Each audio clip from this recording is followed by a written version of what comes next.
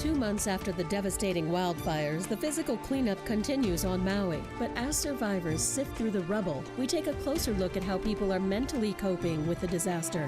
What kind of help and resources are available to survivors, families, and the larger community struggling in the aftermath? And do we have enough resources to help all those in need? Tonight's live broadcast and live stream of Insights on PBS Hawaii start now.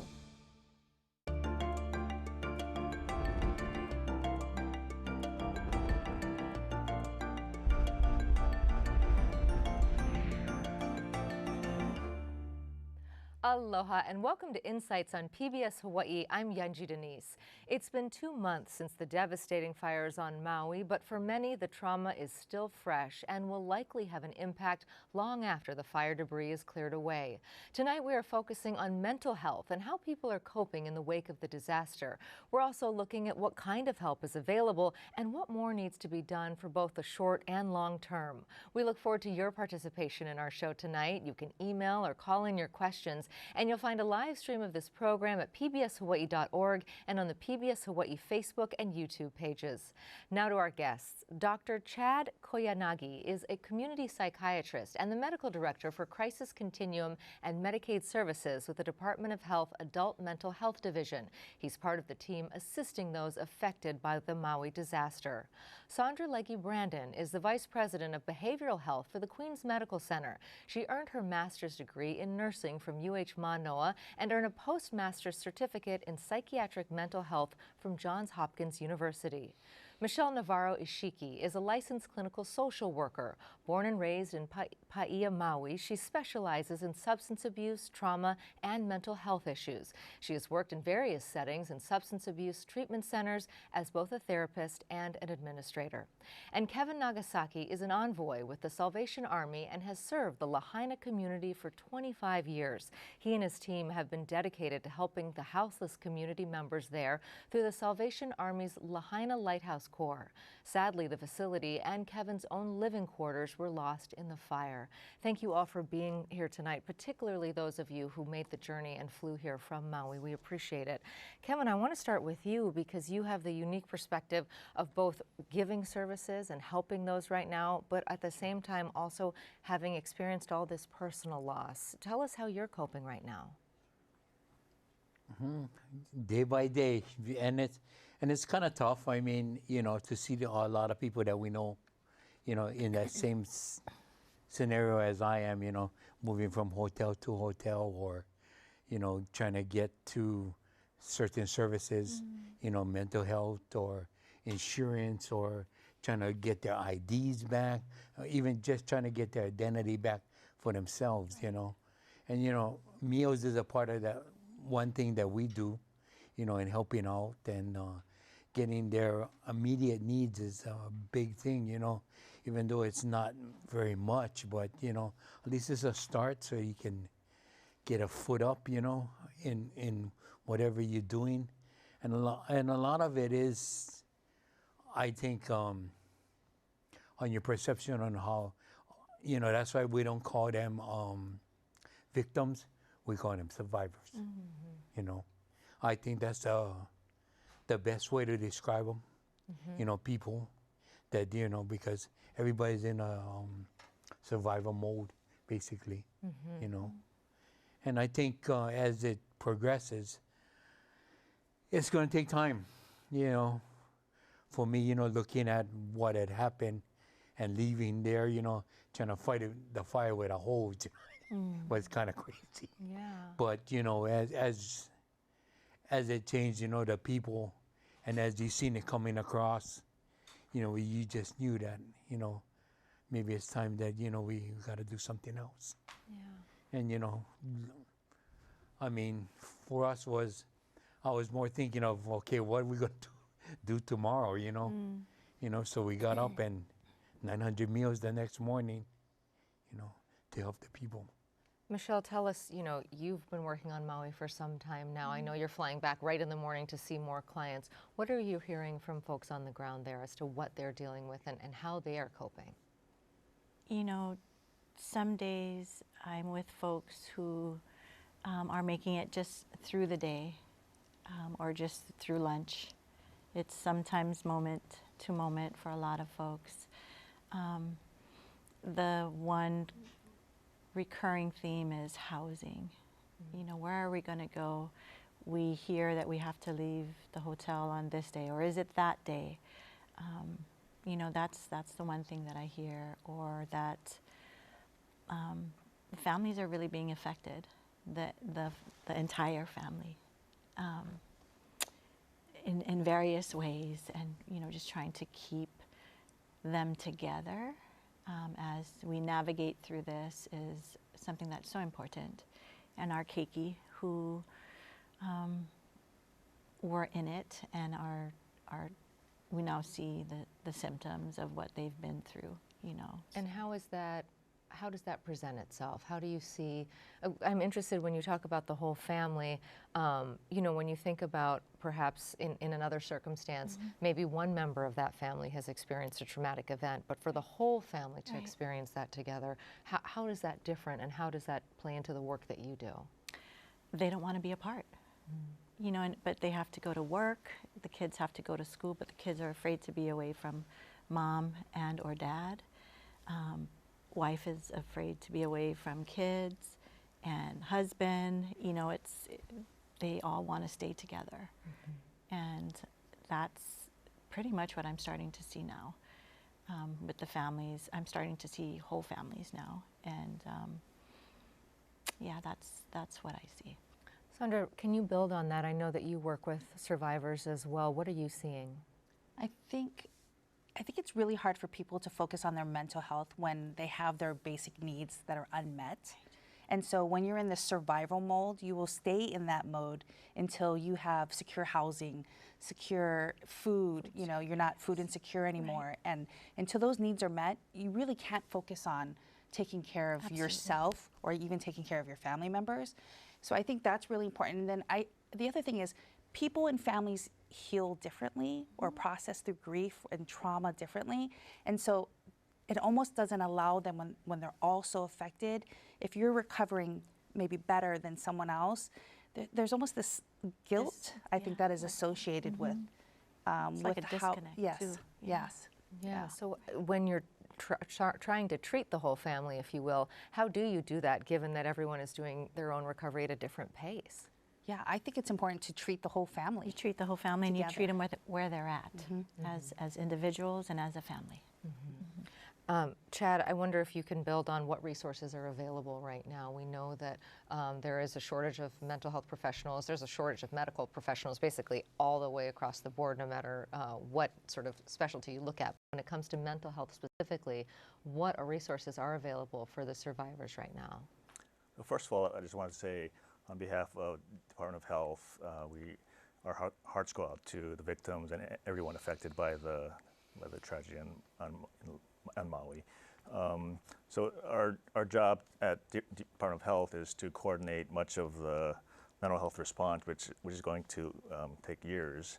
Initially, we were, of course, tasked to assess the situation, find out what the needs are. We are moving towards, we're trying to weave together a long-term and intermediate-term plan to weave together all of the resources that we have, including all the awesome volunteers who have stepped up to volunteer their time, therapists, social workers, DOH staff from all over the state, of course the federal workers. We got a $17 million grant from SAMHSA to plan out for the next 2 years, longer-term plans for the people who are more adversely affected by the psychological effects of trauma. And so at the Lahaina Health Center, where most of our services are coordinated through the Department of Health, we have every day from 9 to 4, we have check-in meeting, and we have a meeting of the minds as far as the federal people who are coming in to help us, Department of Health, all the volunteers, workers from all over the island of Maui, and some workers who are flying in from like Waianae and Kauai, and other types of health workers, public health nurses. And so it's complex task to figure out what all the needs are, providing culturally competent care, assessing the readiness of individual people and of communities to accept that care. And we look forward to being a resource to provide services for the people when they want to get it. Yeah, and can you build on that, this idea of culturally competent care? What do you mean by that? I know we have a lot of, there's a large Native Hawaiian population there, there's also a large immigrant population there, Filipino community there, so does the mental health strategy have to be different for those communities depending on who the person is? Absolutely. So you mentioned we have a lot of undocumented folks, we have a lot of Filipino Americans, we have Native Hawaiians, and each of the survivors of the fire have different reactions to how the fire affects them, and different ways they seek help, or different places they seek help. Some people go to churches, some people go to their Native Hawaiian healers, some people go to their schools, and so finding the right combination of services to provide these people, and we've had to use translators to talk to different folks of Filipino backgrounds or Olelo, and so finding the right combination of folks to deliver that care, and also the delicacies of having some of the federal workers come in, and some of the locals are a little bit apprehensive about interacting with some of the federal folks, and so helping them be successful with the communities is important too. Yeah, I mean, Michelle, I see you nodding over there, and I'm interested to know how you get people to accept care. You know, when you know that perhaps as an expert that they need it, but they may not know that they need it in the moment. What happens to folks who don't process this? You know, what are some of the negative outcomes that can happen if that is not dealt with, if that trauma is not processed? Well, we know that there's going to be a longer term, when we speak of the negative impacts on their mental health, on their social, their ability to socially interact with folks, then we're going to see more isolating. And we know what happens when people isolate. You know, they have a tendency to want to hurt themselves or others. But how do we know when people need help? We know, because we know what we're looking at, but it's not up to us to say, you need help. That is so not culturally appropriate, right? We show up, we suit up, we show up, and we let them know, hey, I'm here. This is what I do. Like any small community, I'm from a small community on Maui. And when you go into a small community, you don't go in and say, we're gonna do this and we're gonna do that. The way I grew up was, okay, this is what I do. If there's anything that I do or I have that I can share with you, let me know. You know, I think that's the difference in coming from a small community, is they'll let you know what they need. And so that level of respect. Sandra, let's build on that, and thinking about the time frame, right? We're 2 months out, so it is still so new. We know that people have just, in some neighborhoods, have just started to be let back to view their property. Where are we in that kind of trajectory, and how long are these services going to be needed? Well, I think Chad mentioned the services will be needed for years, at least 2 years out. We can project at least 2 years out, probably. We'll still need services beyond that. I think right now we're still in the acute phase where, and especially going back into the zones, people may be re-traumatized and have re-experience kind of the trauma that they've had. So I don't think we're at that point. I call it kind of rescue to recovery. I don't think we're in the recovery phase yet. I think people are still, until people get into stable housing or are able to go back in their home to kind of close out or to say goodbye to their homes and say goodbye to their loss. I think we're still really in that acute phase, and it's just about being there. Yeah. Yeah, Kevin, I mean, that sounds very consistent with what you're talking about, people needing to get an ID card, or people just trying to figure out how to get some food. Sure. When you're interacting with folks and you're having these kind of more comforting conversations, what are those like? What are people needing right now? I think a lot of them are, you know, trying to find their own closure to themselves. Everybody, you know, breathes differently. Everybody thinks differently. Everybody processes differently. And I think a lot of it has to do with, you know, some of course lost lives. It's not just their homes, you know, so they have to deal with that trauma and back there. That's, you know, as far as for us, the Salvation Army, we try to, you know, be there in the beginning, and we know that this is going to be a long-term thing. It's not going to be no sprint. You know, it's going to be a marathon for all of us. You know, we're not going to see maybe the results right away, but we can try and meet those human needs as much as we can right now. You know, might be just a meal, like she said. You know, might be just some diapers or formula, whatever. You know, just to get them by, so that the next day that they can continue to fight. Living in that day-to-day kind of struggle, though, it is very stressful. Yeah, I would say it's very stressful. Yeah. You know, I mean, being, I don't know if it's a curse or what, but being in the system, knowing how the process is really interesting. You know, being moved, being displaced, like how we were saying. You know, you don't know if you're going to be here today or you're going to move tomorrow. Right. You know, and to me that is like really not being grounded, because you don't have any foundation to build off for the next day. Right.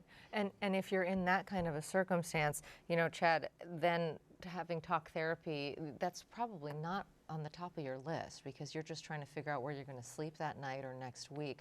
How do you kind of balance that when you think about meeting the needs of those survivors right now and making sure that you're there for them in the right way? So in psychological first aid, we talk about just at first just looking and seeing what's going on with the survivors, and then listening. About a month into my going to Maui, I kept hearing over and over that a lot of the people in Lahaina were getting tired of people asking them every single day, how are you doing, how are you doing? And we're getting some burnout with the professionals who are trying to, with good intention, be helpful, but it was not the right approach, and we should have been more listening and assessing their needs, and then providing for the basic needs such as housing and where to get this or that, or where to file certain kinds of documents, and just meeting those needs alleviates a lot of the mental distress from losing everything. And this kind of builds on this. This is Martha and Mililani. And Sandra, why don't you take this one? She says, I know people who survived the fire but lost everything, their house and everything in it, their cars, their pets. I don't know what to say to them. I ask how they are doing, but that seems so inadequate, and it is probably a question they get from everyone, going to what you were saying, Chad. What is the best thing to say? How can we help? That's a great question. Thank you, Martha. What do you say to that? Yeah, I think that is a great question. I think it's just letting people know that you're there.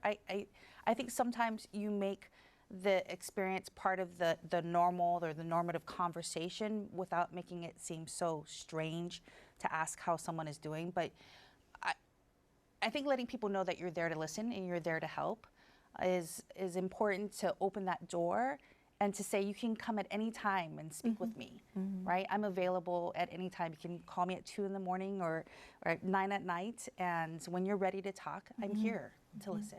Yeah, that goes to what you had said as well. Yeah, so I don't say sorry, because that's heavy. I mean, you can't measure people's loss. So I just say, hey, I'm here. Let me know if you need anything. And I've had people break down in my arms, and if I've had to hold them up or hug them, that's when I say I am so, so very sorry. Yeah, and Kevin, building for Martha, you know, she's saying, what is the best thing to say? How can we help? Again, going back to the fact that you yourself are a survivor and lost where you lived, and also are helping now to serve folks on the ground there. What is the best thing to say? Best thing to do is to not so much say, is to listen. You know, like how Chad was saying, you know, sometimes it's just being there, and, you know, and letting them kind of come to you and open up and kind of let it out. It makes it so much more easier, because then the conversation starts differently than, oh, how you doing today? Everybody's gonna say, oh, I'm okay. Nothing's wrong. I'm doing this, I'm doing that, but actually deep inside they're actually hurting. Yeah. You know, so you give them that opportunity to speak to you. I mean, of course, I'm not clinical like you folks, but I mean, but it's the same kind of, you know, let them have that opportunity to open up and kind of grieve, you know. Can I say, you know, when Kevin says you're not clinical, his skill to just be able to kuka and have people open up in his space, that is huge. And so, you know, you don't have to be clinical to connect with people. Yeah, and I think that's the thing that's important to tell, you know, is that anyone can help. Just listen. Yeah. Listen to people and let them know that you're there. Yeah. And Rick in Honolulu has this question. Chad, I wondered if you could take this one. There's a shortage of mental health clinicians in the state. I graduated in the 80s. Because my syllabus is not online, the state licensor will not give me a license to practice here in Hawaii. What would you propose to ease this type of roadblock to get more people licensed here? What can be done to rectify this barrier? You know, not necessarily just for Rick's case, but more broadly, how do we make sure that there are enough clinicians that can see all these folks, as we do know that there is a need statewide, and especially, you know, coming out of COVID, so many of us had mental health challenges around that experience, just sort of coming on the tail end of the pandemic and now adding this. There certainly can't be enough people to deal with all of the need out there. Yeah, so that's a really good question, and so part of the task at Department of Health and with Office of Wellness and Resiliency is to sort through all the hundreds of people who have volunteered to help offer their services, and all of these people are well-meaning people, and we really appreciate their efforts to want to help. Of course, licensure issues are mandatory, and even with the governors allowing out-of-state providers to help the Maui people, which is a great thing, still need the help of some of the federal resources that have come in, like the $17 million grant, and so part of the process of figuring out this resiliency center and the services for the next few years is to build up things like the Maui CCBHC, which is the new federal model for providing community-based mental health care. So that's unfolding. We're having a few large grants that are helping with bringing in resources, bringing in special experts, bringing in possibly some workforce development training. And of course, the coordination that takes place at the health center, we're able to see what people do and how to coordinate all the kind of short-term emergency survival kinds of services, along with the trauma therapy services that are going to unfold over the next few years. You know, you talked about that $17 million, and there's another question here from Mililani, and this one coming in from Mauna, who says, I've heard rumors that certain ethnic groups have been getting preferential treatment and more help than others. Any truth to those rumors? How will you allocate that money? How do you figure out where it's best spent? So half the battle of properly utilizing a grant like that is to constantly assess and reassess what the needs are, seeing how the different folks are responding to certain interventions in the community, whether it be in the clinic or out in the community, certain culturally relevant practices, certain other interventions, and adjusting your approach to see what's working best and what's not working so well, and figuring out the needs that way. Okay. Let's take this one for you, Sandra. When helping families who have survived this tragedy, how do you work with the children and the adults? Please describe the approach and the process. This is from Cheryl and Kula, and we'll take this to Sandra and then to Michelle, because you both are working on the ground. But interested to know, when you talk about servicing the whole family, how you actually do that. Yeah, I mean, I think one way to get a whole family together is to do family therapy, where you can get everyone in the room. Sometimes it's going to take different approaches, and just how open the family is receptive to receiving that type of care. Schools can do one part with children. You can work with the individual adults, and developing some of those skills, those coping skills, and that resiliency to the individual. Then you can bring them together to work on the whole family together.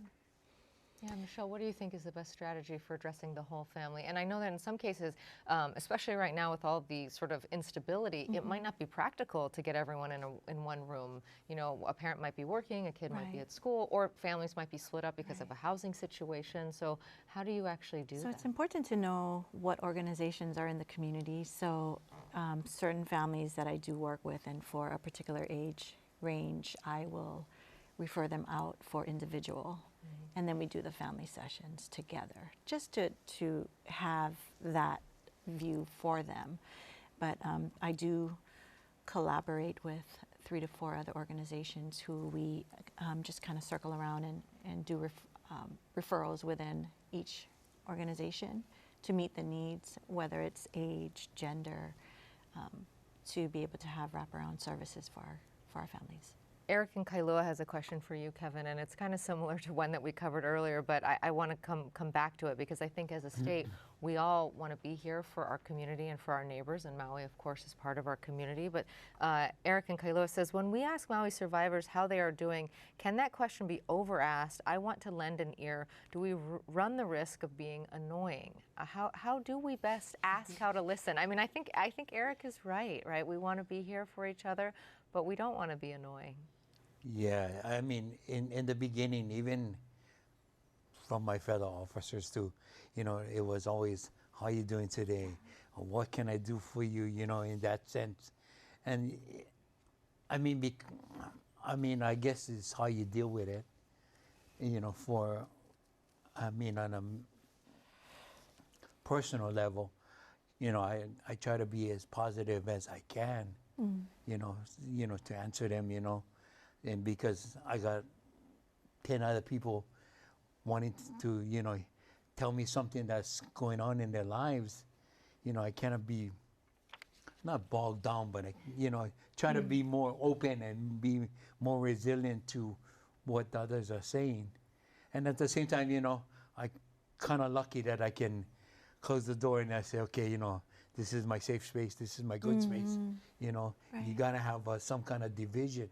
Otherwise, you know, in the beginning, I mean, the first night I didn't even sleep, you know, because just the mind just thinking, what am I going to do next? What is the next process? What is the next step? How can I help that person? What is this person's need today, you know? And it's, answer to that question is, short term is that you just have to take as much as you can and, you know, farm it out the best we can.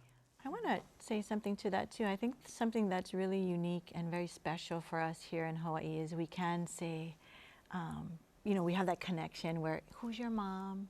Who's your dad? You know, I know your uncle. And that's another way to open up and provide space for folks, you know, making that connection. That's something that really is very unique to who we all are in our state. And even, you know, today I had somebody who delivered produce, and he was like, "You're mental health, right?" And I said, "I am." And so he said, "I want to talk to you about my family member." And so we started talking about his family member, and I listened. And he said, but then you started to realize he needed a little bit of help too, right? And he needed somebody to talk to. And so it's not always where it's so overtly, this person needs help. It's just that listening and then realizing, oh wait, the person I'm talking to could use somebody to listen to them too. Right, and kind of drawing on that, there's a question here from Mililani that I wondered if you would answer, which is there a need, oh no, not this one. In your experience, are survivors reluctant to accept help and services? So what do you say to family members who might be like the person who approached you, who think, oh, you know, my uncle or my dad or my mom, whomever, needs some services, but they haven't had the bandwidth to actually engage and find them. What kind of things should we be looking for in our friends and family, and how do we get them to get help if we think perhaps they need it, but they haven't necessarily engaged? Yeah, it's a hard question to know. Everybody's a little different, and I think we clinically look for signs and symptoms, right? That people are manifesting, having a hard time sleeping, perhaps using alcohol to cope, or we can look for clinical things that people are doing. But I think you know your family members best, and so when they start to lose or have no joy in the things that they used to love to do, or refusing to leave the house. And it's just about, maybe you can reach out to someone for them and see if they'll accept help from someone else. You have to try different variations to assist and help, to get them to hopefully have one person possibly reach them to get them to seek some help. But I still think it's really hard because a lot of people are really in survival. Yeah. Michelle, if you would answer this one from John in Kaneohe, says, major organizations have not taken the blame for the fire. Is this a bump to hold back the healing process? No one has stepped up for the blame. This is obviously a very complicated question, but without a specific person to say it's your fault. You know, there are a myriad of people who are being blamed, or organizations that are being blamed, but without a single, you know. Right, and so what I would say to that is it's human nature. We want to blame someone, but I believe at this table we are here to serve everyone. Like, there's people who are focusing on that portion, and you know, I choose to not be a part of that because it'll take away from serving and meeting the needs of my community. And I also wonder, Chad, given that the physical scars are so evident, right? That people, I was talking to a father who has a son whose bus route now for the new school passes by the fire, by the devastation every morning, and was talking about just how every morning these children are on the bus. I get chicken skin thinking about this, that these children are on the bus, these students, passing by this site every day and having to see this, right? And so that is re-experiencing that it is so very much visible in the community. Until that is cleared away, what does that do to the psychological impacts of all of this? So that's the importance of trying to do our best to assess the needs of the general community, using whatever tools that we have to gently gauge what the needs are with the kids especially, and with adults as well. Some of the, when I was going out in the first few weeks, and I would go out to the parks like S-Turns and Honokawai Park and Napili Park, even when there would be strong winds blowing, I thought, oh my God, even just feeling the winds myself, I thought that this feels very uncomfortable for the kids and for the families that were just through the fires. The impact of just a gust of wind is so profound, and so the number of things that can trigger someone who's been through a catastrophic event like this can be things that a mental health provider can't even anticipate. And so just being there for the people and knowing that they have mental health services when they're ready to get it is so important. Yeah, you know, Sandra, can you talk about that too? Just the fact that this is still an active devastation site, that there are still cleanup, there are so many environmental concerns. It's going to take, you know, the estimate is at least a year to clean up the very core of where the fire happened. And in the meantime, you know, those images are on television all the time, or, you know, in this case, these are students who are passing it by on their bus on the way to and from school every day. How do you heal given that reminder constantly? Yeah, I think everyone heals in different ways. I think one thing that's important is, you know, perhaps we should ask the children what would help make that journey a little easier or better for them. Maybe you paint the windows inside the bus so they can't see it. I think the one thing we've forgotten to do sometimes is ask people who've experienced this, or who re-experienced this, or going through this, what is going to help you heal? Right. And I think children have the capacity to tell you, right? Can we paint the windows? Or I think it would be amazing to start to get the people who have experienced this, the people who have gone through the trauma, the survivors, right? What is it going to take for you to heal? And, you know, what can we do to help you? Yeah, that was beautiful. Thank you. I want to bring this to you from Molly in Ainahaina. Says, we have family visiting us for the holidays here on Oahu. There are so many people on Maui who cannot do that this year. I get choked up and even cry just thinking about it. Will the services being discussed tonight ramp up as we get closer to the holidays? We know that your organization does a lot around the holidays. Tell us about some of the planning there. Yeah, some Maybe of it, too far out, but some of it might be secret. Yeah, you know. But a lot of organizations and bigger companies have stepped in up Oh, yeah. to do, different things, like how they do in the mainland Winter Wonderland kind of deal, where you can have, we'll take care of maybe the survivor kids one day Right. and then do the community the whole Yes. rest of the way, just so that nobody is left out, to meet all the needs, all the, and I think Thanksgiving coming up, we were talking about it earlier that, it's gonna look different. Usually we have different places that we do serve meals, of course, the big one is in the Blaisdell, and we do one at the college, and we used to do one in Lahaina. So, I think it's gonna look different, but I think that the traditions is gonna carry through because that's part of the healing process. I remember my grandparents going, or I remember my mom and taking me to this, doing the angel tree, picking an angel off the tree, or buying a gift. So I think that's going to be part of the healing during that season. Yeah, how important are traditions in this time? I think Big. that's going to be a huge component of everyone's healing, is to find some normalcy in such devastating times.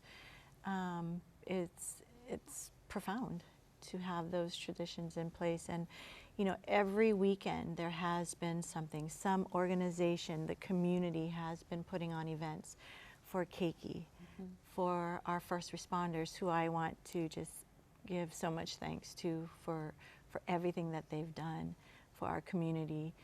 So events for our first responders, our providers, our keiki. It's been something that's been really, it's been needed, and it's been happening every weekend. And it's nice that people are honoring the fact that these are for our children and our families in Lahaina. And so we've had to kind of, folks have had to make sure that we are keeping these things for Lahaina. Everything that's offered is for Lahaina for now, and until we get them where they need to be. Chad, can you take this one? This is from someone in Mililani. Is there a need for and a bigger role for nurses to play in the recovery process? How can you, we talked a little bit earlier about some licensing and trying to free up, to get more providers in the mix there. What's the role of nurses to play in this recovery? At this moment, there are many nonprofit agencies that are having various types of centers set up at the parks or at the hotels. There are many, too many for me to name. Many of them have volunteer nurses, doctors. Most of the needs for physical care are probably going to be resuming primary care, not so much physical injuries. I would say that at the moment, I think a lot of the nursing needs are being met. There may be issues that pop up later on, but I think the willingness of this viewer to think that way is great. But if any doubt, they should check in with the Department of Health and see if there's any need that I haven't thought about. Okay, and Sandra, this one comes from Jan, and she's got an interesting perspective here. And what's interesting is because I think so many of us want to help and we don't know how. And you were saying that you don't necessarily need a medical degree to help out. So she says, I think we need to share with survivors any photos we might have of their home or families or special events, shall we say memory photos that could be of interest to them. But is it too soon? How do we handle that? I provided some Google satellite photos to a friend of her home, which she lost. She was happy to have those photos. What are some smaller ways that, the average person may be able to help? Yeah, I think if you have photos, I mean, luckily, hopefully some things are saved in the digital in the cloud digital somewhere, cloud, yeah. right? But I think I've known people who have lost family members and then their house has been lost, and being able to find those mementos or being able to have something special handed down, even if your high school boyfriend, you have his class ring, maybe you could give it back to the family so the family has that memento. I think it's those little things that really will help people have that closure and keep something close to their heart. So I don't think it's too soon to offer that if you have that opportunity to do that. Michelle, what are your thoughts on that? I think it's great. Whatever you can help, whatever expertise you have to help families, because they don't have the physical things to grab onto now, but replicating pieces that they may have had or they had that they don't have anymore. So all great ideas. Yeah, classmate with a yearbook. Yes. Yeah. If you're willing to give up your yearbook to a classmate who may have lost theirs. Yes. We had some photographers as well on Maui, doing family photos, and using the homes if the families were okay with it, and blending them in front of their homes, so. Kevin, I know that you're on the ground at the hubs and seeing what the needs are. When the fires first happened in that first week, we saw droves of people dropping off things at donation sites, almost too much, right? That it was enough. Please just send us money for now and save that goodwill for later. Are we at a point now where those physical donations are needed? Do we need to be sending diapers and baby clothes? And what are you seeing on the ground at the hubs? What are people coming? What are the needs, the physical needs?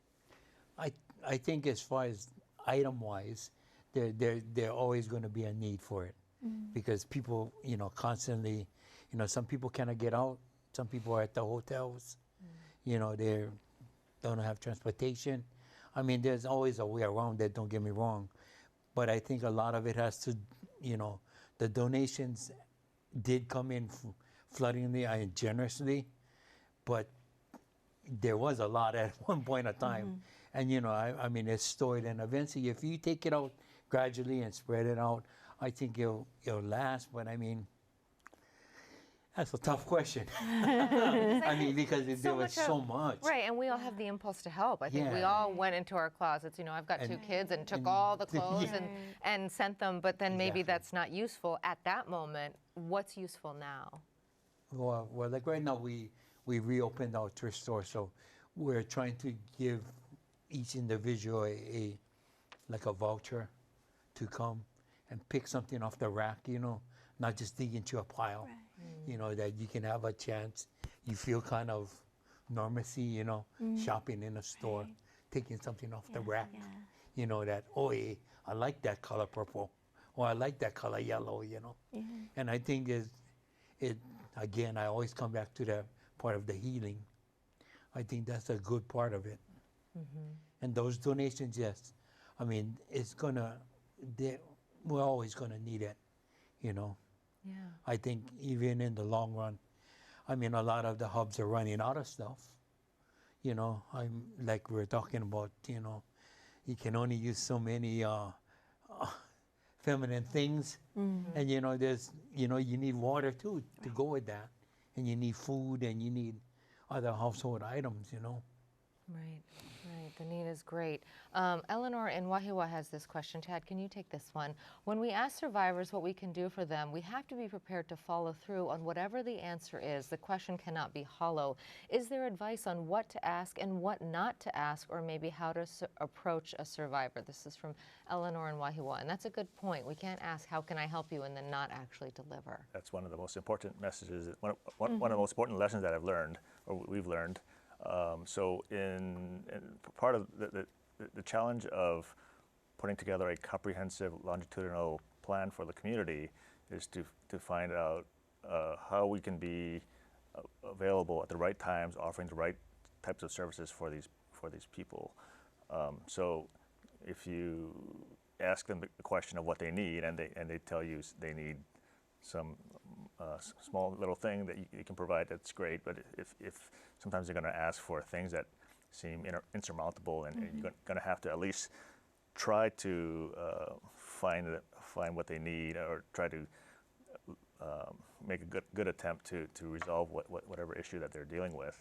And so that's why we have to coordinate all these different people, all these different agencies, all these different resources, and tapping into the best knowledge of people who live in the community, as well as national experts and people around the world. And Sandra, I'm thinking also that, there was that impetus right at the beginning to help, and now, there's those donation sites aren't there anymore. How do we make sure that on the sort of the people who want to help, that we continue to keep Maui front of mind? Because if, you know, you're saying it's at least 2 years for that 17 million, and it sounds like it could be much longer, right? How do we make sure that we continue that relationship, we continue to help? Yeah, I think if it's time that you can donate time. I think if it's money, money will help to support nonprofits, volunteers, organizations that are doing great work. There are various ways. Even if it's donations, it's coming up towards Halloween, Christmas, maybe it's toys or costumes. So I think there's an opportunity to give in some way, and whether that's serving Thanksgiving meals, right, or donating materials, or even donating money or time. I think that's all very important and valued and needed. Yeah, and for years to come. Ed in Waikiki asks, and Michelle, can you take this one? How important it is talking about what happened for the survivors? It is, when they're ready, it's huge. It has a profound effect on people's mental health to just have the ability to, and it's not always exactly what happened that day. They'll eventually make it there when they're talking to you.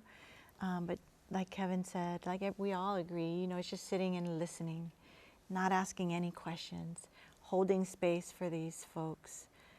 It's amazing. You know, I was on the plane one day and this woman with good intention said, "Hey, did you lose your house?" And I was like, oh, I was like, wow. You know, so just being mindful, being ma'a to all of that, you know, that isn't important right now. What's important is to just be there. Yeah. You know. Chad, can you build on that too? This question from Ed, how important is talking about what happened for the survivors? Why is it important to talk about this? So again, when the person is ready to talk about the catastrophic experience, that'll minimize the chance of much more long-term serious psychiatric symptoms. The flip side is kind of prodding, like we talked about before, prodding too much and digging into people's pain when they're not ready to talk about it yet can have a reverse effect and be negative and isolate people from their providers and not have them want to talk again. And finding when is the right time to talk and having the skilled professionals who are able to deal with trauma and various types of therapy are really helpful for trauma. Yeah, I want to make sure we put up this slide we have for mental health support, just so that viewers do know if there's someone in your life who might need some support right now. The state does have resources. Hawaii Cares, that's call, text, or chat 988.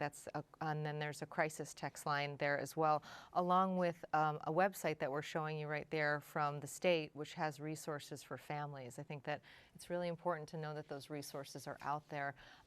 Sandra, it can feel like you know, adding more paperwork, adding more bureaucracy to try to engage with that.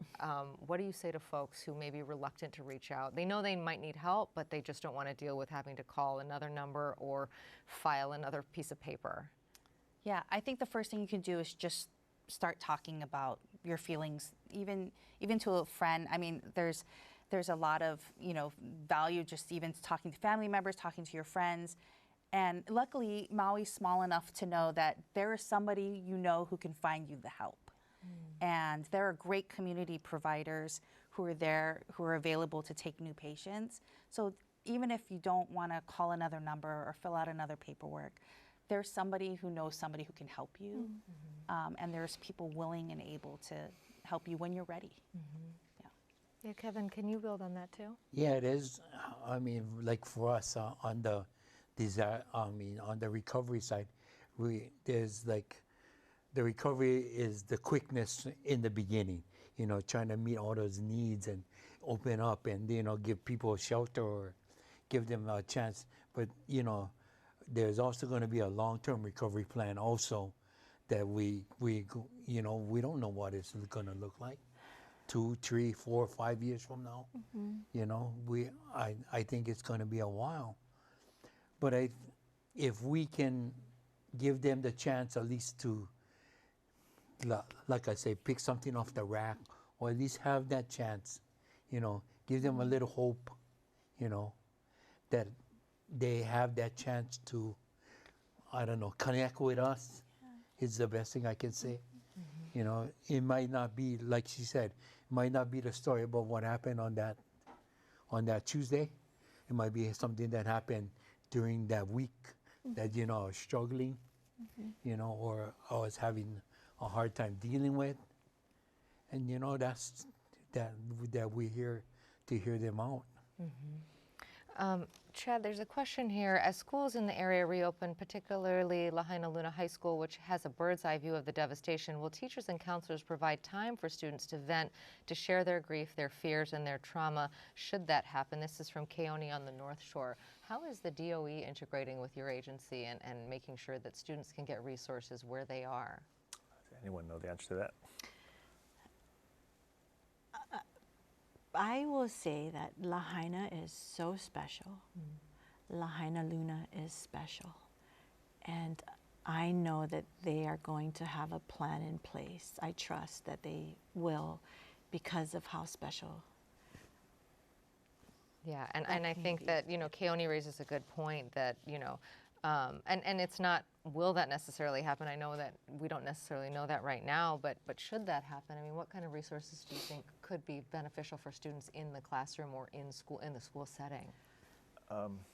So I would hope that the DOE would have something in place for the teachers and staff to recognize if kids are having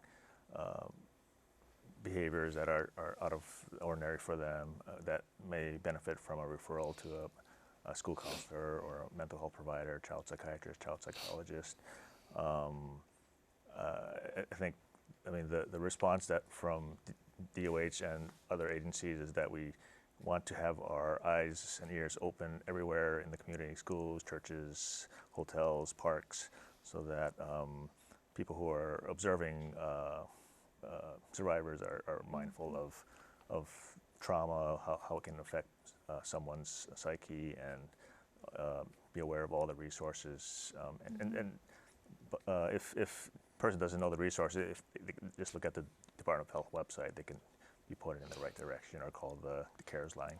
Okay, we are almost out of time, but I want to make sure we get a final thought from each of you in under a minute if we can keep the answer short. But Chad, I'll start with you. What would you want people to know about what's happening on Maui and how they can best help?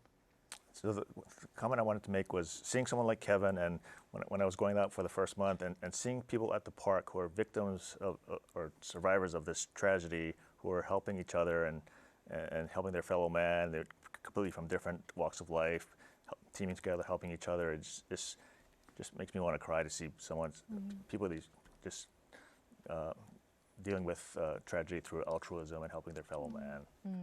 Michelle. Same, I echo the same, and I also want to just give a big mahalo to everyone who has given of their time, their own resources to help our people. Has been a huge and will continue to be a very big part of our healing. Okay. Yeah, I just want to echo what Chad has said. I think one of the greatest sources or the value that I've seen coming into Maui is that the people of Maui are incredible and so giving, and what an incredible community. And if we can build upon that and build that resiliency, I think they are the solution to what the future looks like. Yeah, and it really goes back also to what you were saying about listening. Yeah. And Kevin, you know, we'll close out with you. I think, you know, we're all just so moved that, you know, you're doing the work on the ground, you are a survivor yourself, and you also decided to make the trip to come here and join us tonight. We really, really appreciate it. Thank you for being here. What would you want people to know about what's happening on the ground on Maui and how they can best be of service? You know, with this opening up of, you know, the tourism and all that, you know, there's a lot of stigma of what's happening out there. But I think that, you know, if we stick to our philosophy of being the help versus being the hindrance, I think it's going to go a long way in the healing process. I think, you know, that it's going to be a while. And, you know, with professional help, I think that a lot of people are going to have an easier time coping, you know, with the different things that's happening in their lives. I mean, being a survivor is, I guess, a good thing, because you understand what the people that are going through. And I guess the hardest part is, I think, is trying to stay compassionate with them, you know, through everything. And, you know, just being the ears and just being the soul that you can help them out as best as you can. Yeah, I mean, it sounds like from everything that you've said that actually being of service has helped you in your own healing. Sure. Yeah. You know, for myself, it had to be like a switch, like I said. You know, you had to switch from disaster to survivor.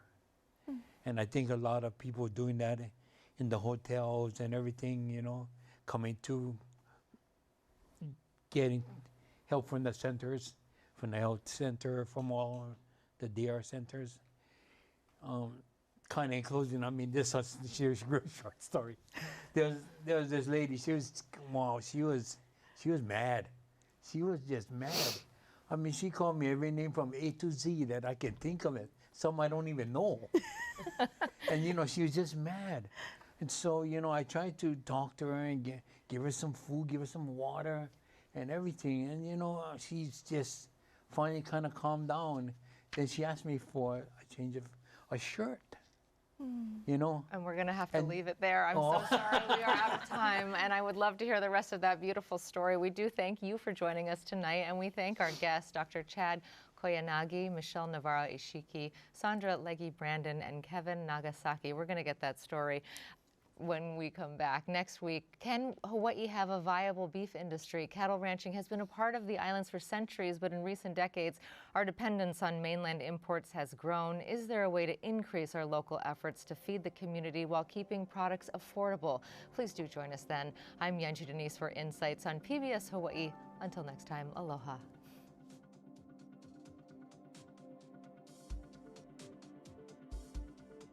Local broadcasts of Insights on PBS Hawaii are made possible by the support of viewers like you. Mahalo, and by First Insurance Company of Hawaii, protecting Hawaii's families and businesses since 1911. Ulupono Initiative, building a more sustainable Hawaii by